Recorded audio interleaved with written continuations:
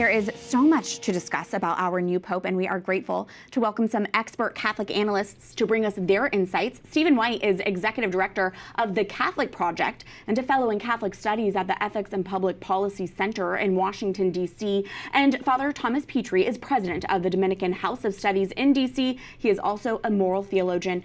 Gentlemen, thank you for joining us on this historic week. I first want to get your initial reaction to the news of Pope Leo XIV. Stephen, he's from Chicago, like yourself. Yeah, and like him, I've spent most of my life elsewhere, but I remain a Cubs fan. He, unfortunately, is a White Sox fan.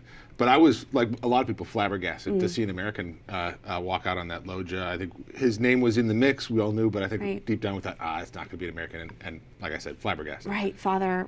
Your initial reaction? Well, I think like Stephen, I think we were all not expecting an American. I think from the moment he appeared, he was wearing the traditional Roman Pontiff mozzetta, the surplice, the garb. He clearly has a great bearing already in how he reacts to the crowds. He was very emotional. You could see that in some of the tight shots. And he's the first pope to come to the loggia with a prepared text. So it suggests that it was in the air. Like he knew that he was probably going to be elected, perhaps after the morning votes, and he had the lunch break to prepare his text. And his homily on Friday seemed prepared as well. And Father, if I have it right, I believe you predicted that the next pope would take the name Leo XIV. So credit where credit is due.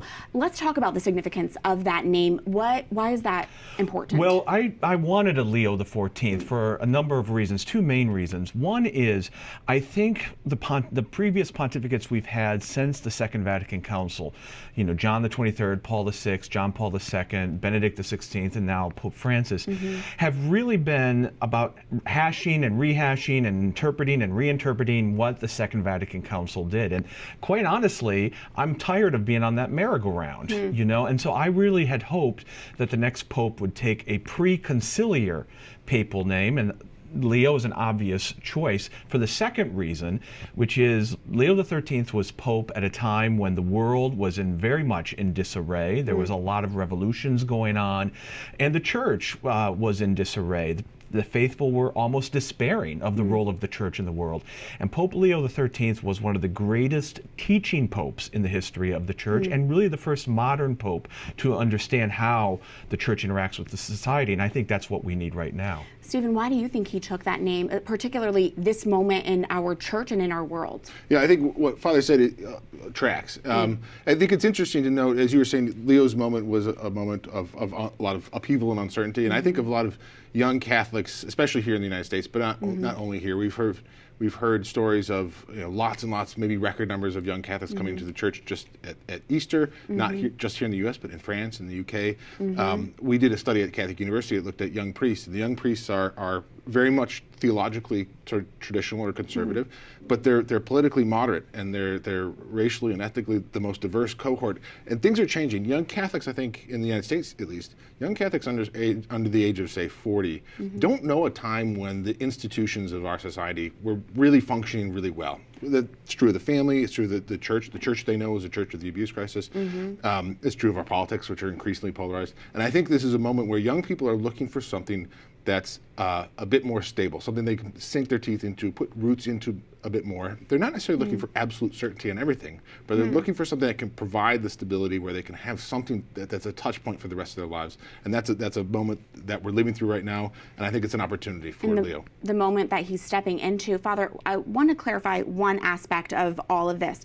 Clarify the role of the Holy Spirit in the conclave. We often hear it said the Holy Spirit chooses the Pope. Is that correct? That's not correct. I mean, it's Pope Benedict XVI once famously said, you cannot say that the Holy Spirit actively and positively directly chooses the man who becomes Pope, because there's too many examples of bad popes that the Holy Spirit clearly would not have chosen. What we mean by this is that the conclave is a special graced moment, but that also means that the men in the conclave have to be prayerful. They have to be reflective. They have to cooperate with the grace. And I think the only way to know whether or not a pope is in fact the one the Holy Spirit willed, as with everything in the spiritual life, is to judge by its fruits. And so when you see popes who their fruits were in bad, and there were some historical popes they were, obviously that the cardinals at the time, for whatever reason, were not operating with the Holy Spirit. But I think the presumption is, and certainly everything this first couple of days, the presumption is that Pope Leo XIV, that the cardinals really were moving in the Spirit and discerning with the Spirit. Stephen, everyone is already trying to dissect what are the political leanings of our new Pope. Can you give some guidance as to how Catholics should think about that question? Yeah, well, the first thing to say is it's not helpful to think of the Church and the pontificate primarily through that lens. I mean, obviously the Pope has responsibilities and will say things that impact American politics. And as an American, that's especially true now. But I think that one is to warn against sort of viewing the Church too easily through our usual political categories. But I also think, there are a couple things that have come out already where Pope Leo, before he was elected Pope, had said things about immigration or whatever. And I think what I've seen really tracks very closely to what a lot of the American bishops themselves had said. For example, on immigration, he said, look, immigration is a problem. It's a real problem. It's a problem in a lot of places, not just in the United States. But what's really important is that we are responding to that problem in a way that is humane and respects the dignity of the people that we're talking about. So I think he sees it both as a challenge and also as an opportunity for the Church to help guide the response to make it a humane response where we're treating people like people. And now here we have a Pope who was born in the U.S. Yes, he spent a lot of his life outside of the U.S., but what difference is that going to make that he's at the Vatican? How will that change U.S. Vatican relations, for example? Any insights or thoughts on that? Well, under Pope Francis, we've often heard the refrain, well, he doesn't understand American politics. Obviously, Pope Leo XIV does, so that can't be claimed anymore.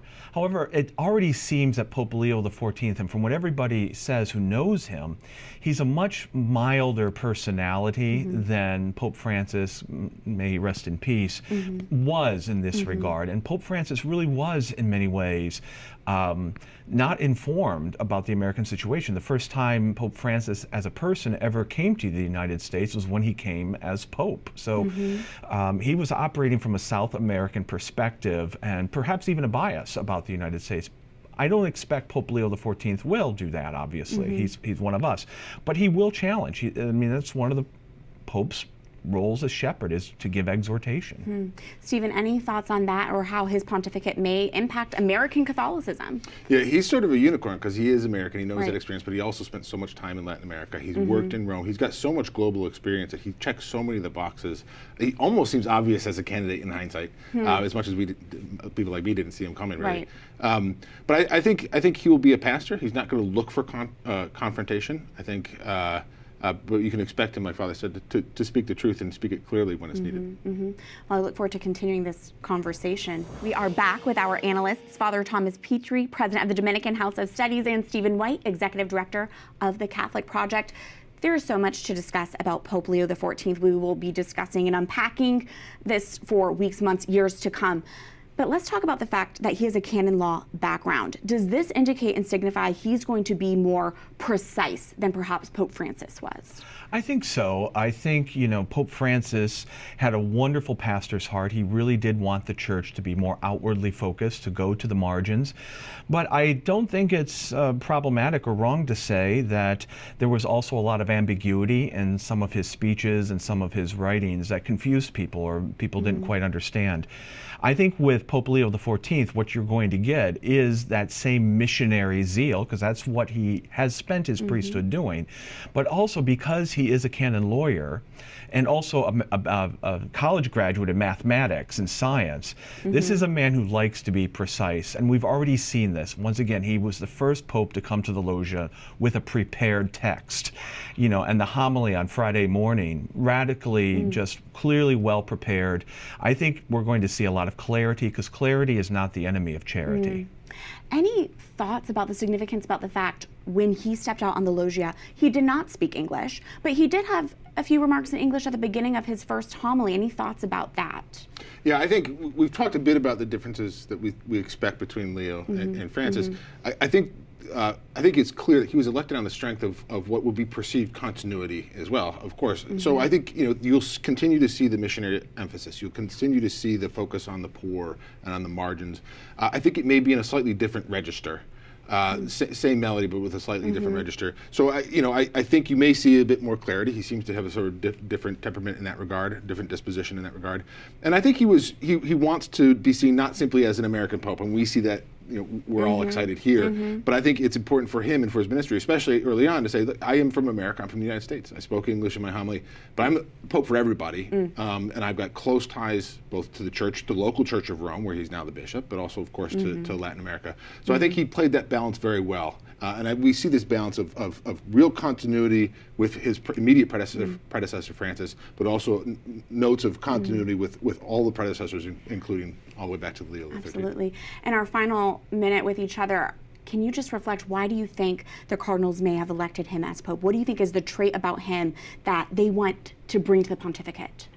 Well, I think obviously there was a desire to have something for governance. I think Americans are known for being generally good administrators and good governors, but also he knew most of the cardinals, and he was seen as someone who's humble and a bridge builder. And there's already reports that even before the conclave started, he was meeting with what we might call cardinals at different ends of the ideological spectrum. And Stephen? Yeah, I think he has a great opportunity to be sort of consolidate the gains of the Francis's pontificate, but also be that continuity. After a time of, Pope Francis talked about Hagan Leo, make a mess. Sometimes the church needs to be shaken up a little bit.